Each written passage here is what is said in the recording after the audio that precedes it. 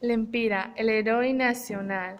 A Honduras la moneda nacional porta el nom d'un personatge que per als hondurenys és un heroi. L'Empira era un cabdill lenca. Els lenques són un dels pobles indígenes d'Honduras. El nom significa senyor de la muntanya o de la serra.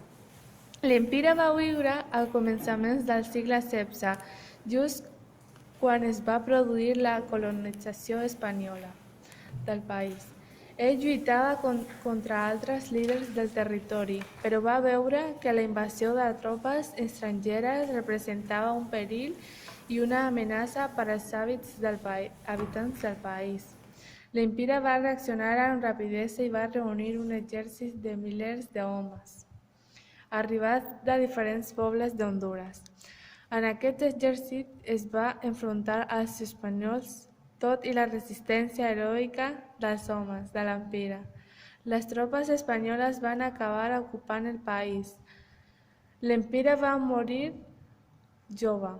Segons algunes versions de la història, ho va fer valorosament en combat. Segons altres versions, a traïció, mentre negociava la pau amb els invasors espanyols.